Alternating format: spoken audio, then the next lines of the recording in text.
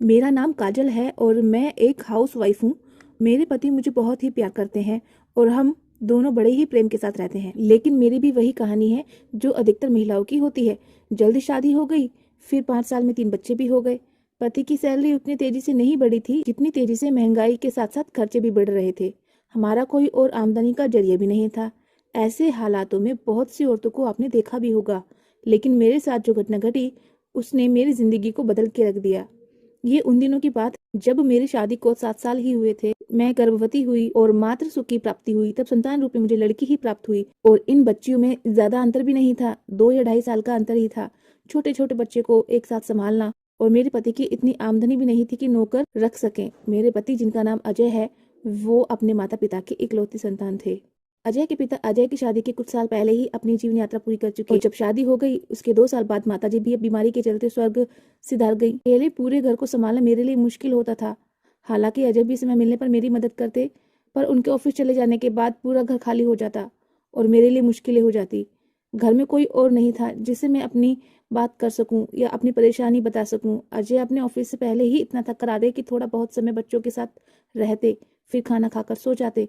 दिन भर के कामकाज से मैं भी इतना थक जाती थी कि बिस्तर पर जाते ही मुझे नींद आती थी। अपने घर की साफ सफाई, खाना बनाना, दिन भर के कामकाज से मैं भी इतना थक जाती थी।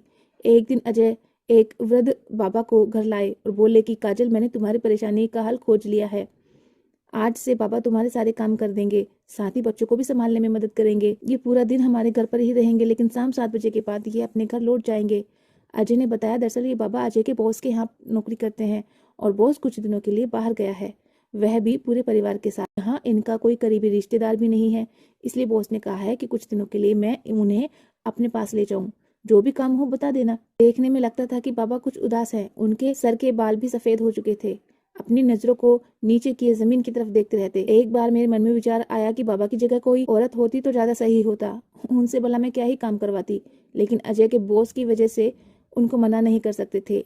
बाबा सुबह 8 बजे तक आते और शाम को 7 बजे अपने घर वापस लौट जाते थी। घर का कोई काम तो उनको नहीं बोलती थी, पर मेरे बच्चों में वो घुल मिल गए थे। मुझे भी वो बिटिया कहकर पुकारते थे। बाबा बोले कि सब्जी तो मैं काट लेता हूँ, पर चाय बनानी मुझे नहीं आती। बिना किसी संकोच के कोई काम हो तो बता देना। वो मेरे पिताजी की उम्र के थे, बस इसीलिए उनको काम बताने में मुझे शर्म आती थी। इसीलिए बस बच्चों को संभालते या फिर बाजार का कोई काम होता तो कर देते। वैसे भी हम कौन सा खानदानी रईस थे, या बाबा हमारे कोई गुलाम या मजदूर तो नहीं कि उनको हमारा काम करना ही पड़े। शाम के 7 बजते ही मुझसे जाने के लिए बोलते। जाते समय मुझसे 20 रुपए लेकर जाते। मेरे पास इतने पैसे होते ही थे, इसलिए बाबा को दे दिया करती थी। एक बार मैंने उनको 100 रुपए दिए तो बोले कि नहीं, मुझे तो सिर्फ 20 रुपए चाहिए, ज्यादा नहीं चाहिए। यह बात मुझे कुछ अजीब सी लगी। ऐसे ही 2 महीने बीत गए। अब वो मुझसे अच्छे से घुल मिल गए। अब लगता ही नहीं था कि वह बाहर से आए हुए शख्स हैं। बातों ही बातों में एक दिन मैंने उनके परिवार के बारे में पूछा तो एकदम से उनके चेहरे की हंसी गायब हो गई। उनके चेहरे को देखकर मुझे डर भी लगा, फिर मैंने अनदेखा कर दिया। बाबा ने कोई जवाब नहीं दिया। मैं रसोई में काम करने चली गई। फिर मैंने ज्यादा जोर भी नहीं दिया। जरूरी तो नहीं कि वो अपने परिवार की सारी बातें मुझसे बताएं। फिर शाम को अपने घर गए और अगले दिन पहले जैसे ही हंसता हुआ चेहरे के साथ अपने काम में लग गए। जब उनका मन होता तो अपने मालिक के किस्से सुनाते, बता देते कि उनके मालिक कितने अच्छे हैं, उनका व्यवहार भी बहुत अच्छा है, बस उनके बच्चे थोड़ी गलत बोलते हैं और उनकी पत्नी भी बहुत ही गुस्से की तेज है।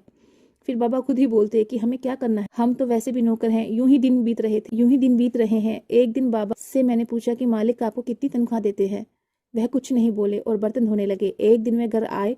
बाहर बहुत ही ज्यादा गर्मी थी। ऐसा लग रहा था जैसे कि सूरज आग उगल रहा हो। बाबा जल्दबाजी में अपने कुर्ते की आस्तीन ऊपर करते और अपना काम करने लग गए। मेरी नजरें उनके हाथों पर पड़ी। हाथ ऐसे लग रहे थे जैसे कोई उन पर कोई जख्म बन गए हों। जब बाबा से पूछा तो वो हड़बड़ा गए। हड़बड़ाहट में फूलदान भी उनके हाथ से छूटकर गिर गया। बाबा कुछ नहीं बोले।